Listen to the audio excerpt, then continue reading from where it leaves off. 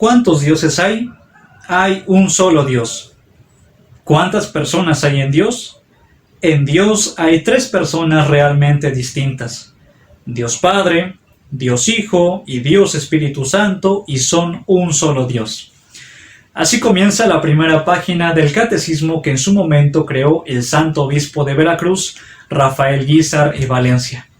Un catecismo que seguramente es muy familiar para muchos de nuestros padres, porque incluso quizá con él recibieron su preparación para recibir los sacramentos. El credo que rezamos cada domingo comienza diciendo: creo en un solo Dios. Y dentro del credo son mencionadas las tres personas divinas: el Padre, el Hijo y el Espíritu Santo. Este es el dogma de la Santísima Trinidad: la fe en la existencia de un solo Dios en quien subsisten tres personas realmente distintas: el Padre, el Hijo y el Espíritu Santo. ¿Por qué creemos que solo existe un Dios? Al leer los libros del Antiguo Testamento vemos cómo Dios fue revelándose al ser humano como un ser personal, que está interesado en su bienestar, pero fue revelándose poco a poco, no como un Dios entre muchos otros, sino como el único Dios. Por eso leemos en Isaías 44:6: así habla Yahvé, Rey de los ejércitos: yo soy el primero y el último, no hay otro Dios fuera de mí. A esto se le conoce como monoteísmo, la idea de que solo existe un Dios. Lo contrario a esto es el politeísmo, de otras religiones y culturas, como los egipcios, los romanos, los griegos, e incluso las culturas prehispánicas de nuestro país, que creían en la existencia de muchos dioses. Bien, pues los cristianos compartimos con los judíos y con los musulmanes la creencia de que existe un solo Dios, pero nos diferenciamos de ellos porque nosotros creemos que en este único Dios existen tres personas divinas que son realmente distintas entre sí. ¿Y por qué creemos que en Dios existen tres personas divinas? La respuesta es sencilla: porque Jesús así nos lo dijo. Jesús así lo reveló. ¿Dónde podemos leer esto?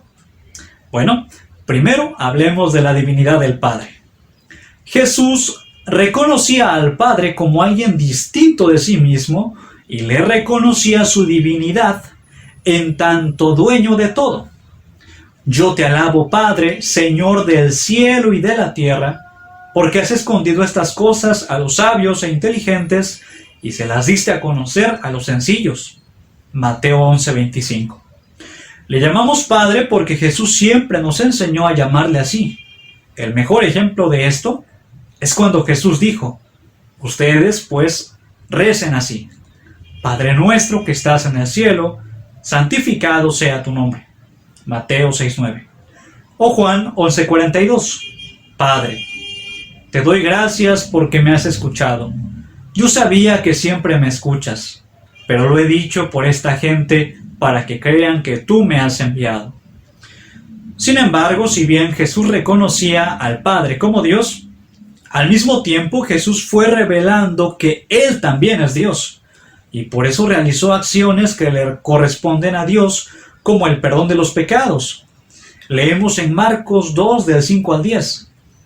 Al ver la fe de aquella gente, Jesús dijo al paralítico: Hijo, se te perdonan tus pecados. Estaban allí sentados algunos maestros de la ley y pensaron en su interior: ¿cómo puede decir eso? Realmente se burla de Dios. ¿Quién puede perdonar pecados fuera de Dios? Pero Jesús supo en su espíritu lo que ellos estaban pensando y les dijo: ¿por qué piensan así? ¿Qué es más fácil decir a este paralítico: se te perdonan tus pecados, o decir: levántate, toma tu camilla y anda? Pues ahora ustedes sabrán que el Hijo del Hombre tiene en la tierra poder para perdonar pecados. Otro ejemplo sería Juan 5, 16, 18, que dice: por eso los judíos perseguían a Jesús, porque hacía tales curaciones en día sábado. Pero Jesús les respondió: mi Padre sigue trabajando y yo también trabajo.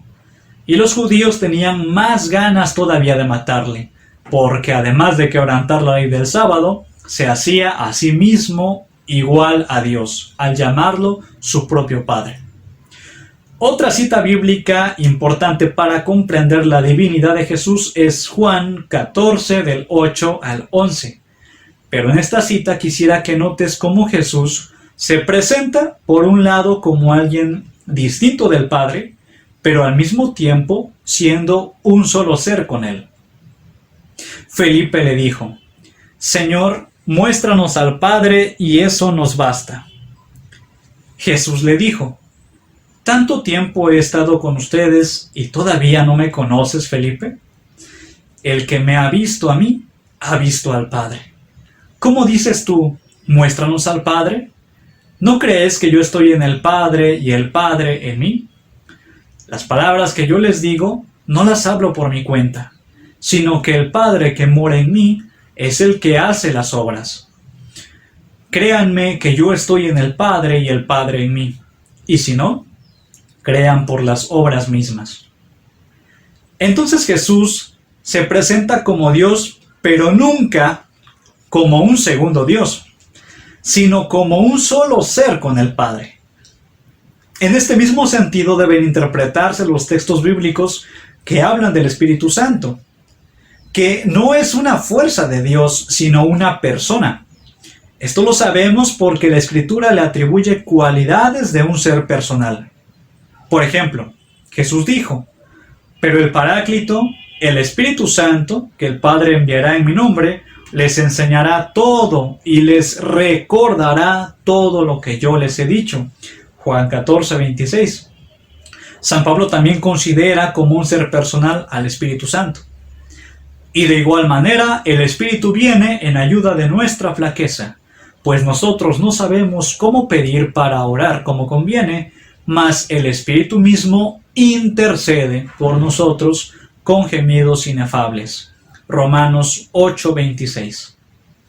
En el bautismo de Jesús, el Espíritu Santo aparece como alguien distinto del Padre y del Hijo.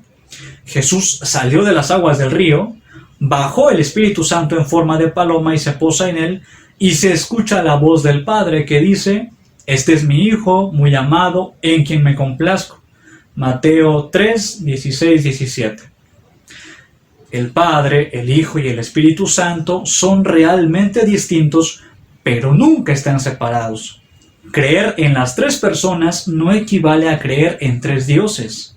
Jesús, al mismo tiempo que se presentó como Dios y que anunció al Espíritu Santo, siempre se mantuvo firme en la existencia de que solo existe un Dios. Por eso, cuando en alguna ocasión un fariseo le preguntó cuál era el mandamiento más grande, Jesús le respondió: el primer mandamiento es: escucha, Israel, el Señor nuestro Dios es un único Señor. Amarás al Señor tu Dios con todo tu corazón, con toda tu alma, con toda tu mente y con todas tus fuerzas. Marcos 12, 29, 30. Por esta misma razón es que cuando Jesús envió a bautizar a los apóstoles, los mandó a bautizar no en los nombres, sino en el nombre del Padre y del Hijo y del Espíritu Santo. Mateo 28, 19. Porque las tres personas, aunque distintas entre sí, son un solo ser, la Santísima Trinidad. La fe en la Santísima Trinidad fue manifestada desde el comienzo del cristianismo. Por eso San Pablo escribía en una de sus cartas: la gracia del Señor Jesucristo, el amor de Dios y la comunión del Espíritu Santo sea con todos ustedes. Segunda de Corintios 13:14. De hecho, sabemos que en obediencia a Jesús, los cristianos eran bautizados desde el primer siglo en el nombre de las tres personas divinas. Un ejemplo de esto lo tenemos en un escrito llamado Didache, que no forma parte de la Biblia, pero que es un documento histórico escrito alrededor del año 70 después de Cristo. Puedes buscarlo en internet. En su capítulo 7 podemos leer: en cuanto al bautismo, este es el modo de bautizar. Habiendo previamente dicho todo esto, bautizad en el nombre del Padre, y del Hijo, y del Espíritu Santo en agua viva. Así vemos cómo el dogma de la Santísima Trinidad ha estado presente desde los orígenes del cristianismo. Espero que este video nos haya ayudado a comprender de un mejor modo el sentido que tiene nuestra confesión de fe en la Santísima Trinidad. Que esto nos motive también a relacionarnos con cada una de las tres personas divinas. En nuestra oración, oremos al Padre, oremos con el Hijo, oremos con el Espíritu Santo. Y dejemos que Dios habite en nuestro corazón.